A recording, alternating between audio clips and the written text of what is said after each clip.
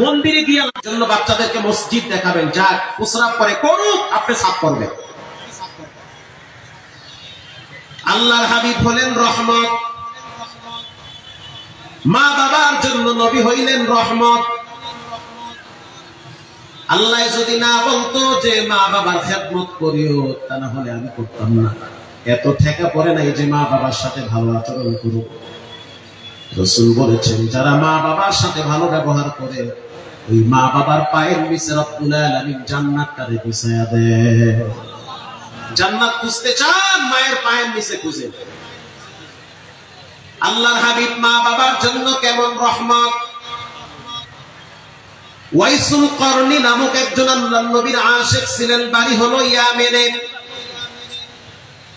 স্বাস্থ্য অনেক ভারী, অনেক লম্বা মানুষ। ইয়ামেন থেকে টের পাইছে যে মদিনায় নবুয়তের সূর্য উদিত হয়েছে। নবীর সাথে আবু বকর মদিনায় আসছে, ওমর মদিনায় আসছে, আলী মদিনায় আসছে, উসমান মদিনায় আসছে। অতএব আমার মনটা চায় আমি মদিনায় গিয়া রাহমাতুল লিল আলামিনকে দেখব। স্বপ্নে একদিন নবীর সাথে সাক্ষাৎ। আল্লাহর হাবিবকে বলল, গো আল্লাহর হাবিব, আমার মনটা চায় আমি একটু আপনাকে দেখতে আসব।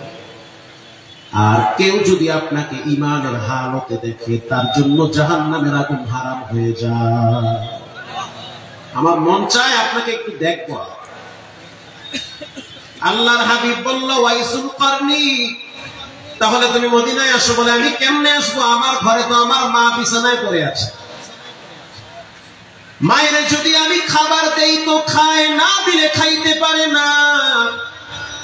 বিছানা বন্দী হয়ে আছে, প্রস্রাব পায়খানা করে দেয়, নিজের হাতে সাফ করি। আল্লাহর হাবিব বলল, ওয়াইসুল করনি, মদিনায় আসতে হবে না, মায়ের প্রস্রাব পায়খানা খাতা সাফ করো, জান্নাত তোমার জন্য অপেক্ষায় আছে। দূরের কথা বাদ, বাংলাদেশের কথা বলি। বাংলাদেশের ভিতরে একজন প্রসিদ্ধ সুনামধন্য শাইখুল হাদিস, নাম বললে আলেমরা এক নামে চিনবে। তো তিনি একদিন বলতেছে, আজকে আমার মাজাটা খুব ব্যথা করে, একটা মজলিসের ভিতরে। আর একজন আলেম বলতে আছে, কে বলতে আছে? মাওলানা খালেদ সাইফুল্লাহ আইয়ুবী বলতে আছে যে আপনার মাজা কেন ব্যথা করে? বলে, আমার আব্বা আজকে আমার মাজায় একটা লাথি মারছে। হাই হাই, কই কেন মারছে লাথি? বলে, আমার আব্বা অসুস্থ, বিছানা বন্দী হয়ে গেছে, ব্রেন স্ট্রোক করে বিছানায় পড়ে আছে। 1 বছর আর 2 বছর না, 22 বছর আমার আব্বাই বিছানা বন্দী হয়ে আছে। 4 বছর আগে আমার মা মারা গেছে।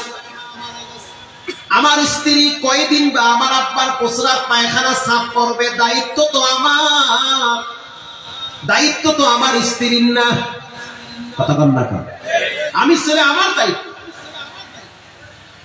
আমার সারা দিনের কাজ হলো সকালবেলা ফজরের নামাজে যাওয়ার আগে আমি আমার আব্বার প্যাম্পাস খুইলা, নতুন প্যাম্পাস পরায়া, উযু বানায়া, কিবলামুখী কইরা বসায়া রাখি। ঠান্ডা পানি দিয়া বাবার প্রস্রাব পায়খানার খাতা পরিষ্কার করি। এরপরে আমাকে পরিষ্কার করার পরে আমি নিজে সুন্দর একটা জামা পরে মসজিদে দিয়ে যাই, কারণ বাবারে পরিষ্কার করতে গেলে আমার দেহ নাপাক হয়ে যায়। এরপরে মসজিদ থেকে আবার বাসায় আসি, বাবারে নাস্তা খাওয়াইয়া আমি চলে যাই হাদিসের মসনদে। 1টা আর 2টা না, প্রায় 5 থেকে 6টা মাদ্রাসায় তিনি বুখারী পড়ায়। যার জুতা ঠিক করার জন্য হাজার হাজার ছাত্ররা দাঁড়ায় থাকে, আমি তো মনে করি তার জুতাটা আমার মাথার তাজ। এত বড় আলেম। এরপরে হাদিস পড়াইয়া মাঝখান থেকে সময় নিয়ে আবার বাসায় আসি। বাসায় আসার পর আমি তাকায় দেখি আমার আব্বা আবার প্রস্রাব করে দিয়েছে। আমিও তো ক্লান্ত, কয়েকটা মাদ্রাসায় পড়াইতে পড়াইতে আমিও ক্লান্ত হয়ে যাই। ওই প্রস্রাবের বিছানা আমি নিজের হাতে সাফ করি। আইবি সাহেব বলল, ভাই আপনার কি গন্ধ লাগে না? প্রথম প্রথম লাগতো, এখন আর গন্ধ লাগে না, কারণ আব্বার পোশাক। লাগে না? এখন এরপরে আমি বাবারে পরিষ্কার করার পর আমি চলে যাই ক্লাসে। শুক্রবার দিন জুমার নামাজের জন্য প্রিপারেশন নিতেছি। আমি আমার আব্বারে পরিষ্কার করানোর সময় ধরতে গিয়া বাবা একটু ব্যথা পাইছে। ব্রেন স্ট্রোক যারা করে তাদের মেজাজ একটু গরম থাকে, এই কথা বল না। আমি তো বহুত ব্রেন স্ট্রোক রোগী দেখেছি, যুবক মানুষ বিছানায় পড়ে গেছে, রাত্রিবেলা ঘুমাইছে, সকালবেলা এক সাইড লেগে গেছে। এই যুবক, মোবাইল রাত্রিবেলা টিপার আগে বারবার চিন্তা কইরো। এমনও হতে পারে টিপতে টিপতে টিপতে টিপতে ঘুমায় গেছো, সকালবেলা হাত আর পা লেগে গেছে, লাগতেছে, কন্টিনিউ প্রতিদিন লাগে। যাও সিআরপি হসপিটাল সাভার গিয়া দেখো, সেনা officer, police officer, rebel officer, যুবক মানুষ ব্রেন স্ট্রোক করে বিছানায় পড়ে আছে, আওয়াজ দিতে পারে না, যেখানে খায় ওখানেই হাগে। বলেন সব ক্ষমতার মালিক কে? আল্লাহরে ডরান। এই হাত নাড়াইতেছে আল্লাহর দেওয়া শক্তি। রাতের ঘুমটা যেন অভিশাপ না হয়, যে ল্যাংটা নাচ গান দেখতে দেখতে ঘুমায় গেছে, না এসা না ফসল, হঠাৎ ঘুমের ভিতরে পোল্টি গাইয়া নিচে বইরা বেকা হয়ে গেছেন না, মুখও বেকা, দেহ বেকা।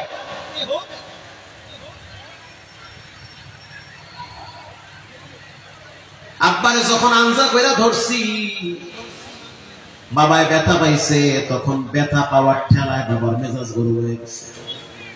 বাবার যেই পাটা সচল আছে ওই পাটা দিয়া বাবায় আমারে কোমর পাশে একটা লাথি মারছে।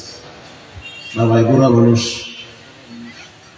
যখন আমারে লাথি মারছে তখন আমি ওয়ালের সাথে গিয়া বাড়ি খাইছি। আইবি সাহেব বলল, ভাই বাবায় যখন লাথি মারছে কেমন লাগছে? অনেক ব্যথা পাইছে।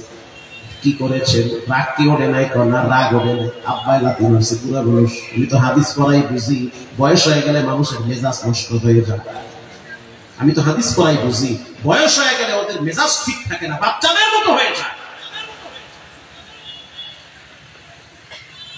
واخفض لهما جناح الذل من الرحمة وقل رب ارحمهما كما ربياني صغيرا।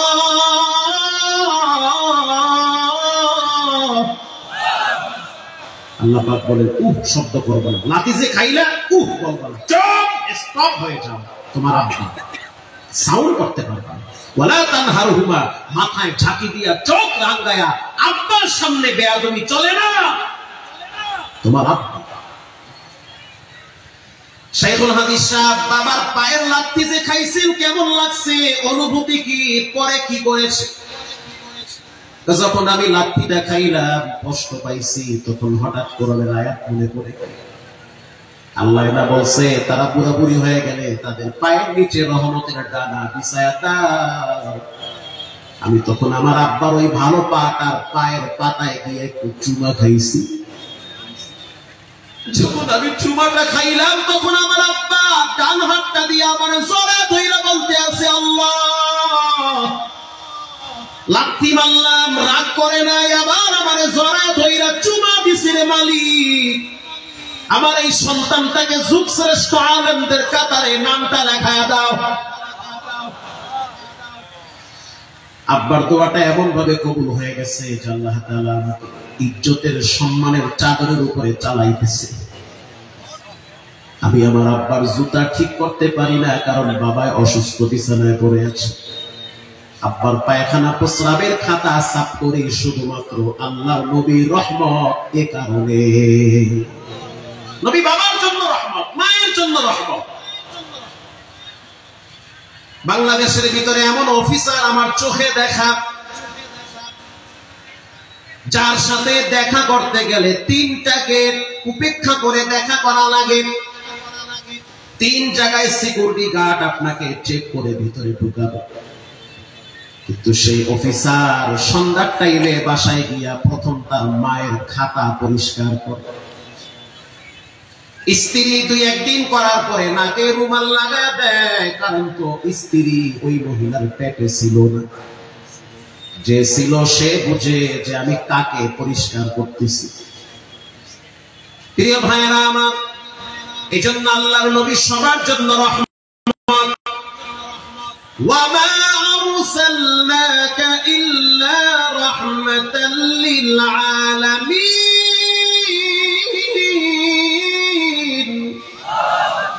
जहाँ तक है रबूबियत खुदा का, वहाँ तक है नबूवत मुस्तफा का।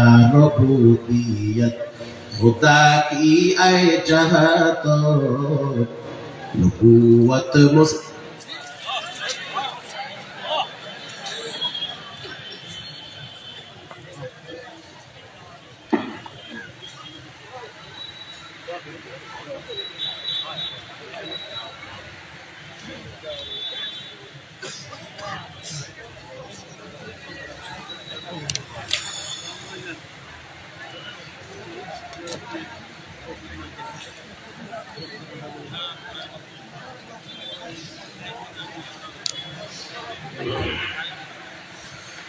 অসহায় আপনাদের দোয়া করে দিই।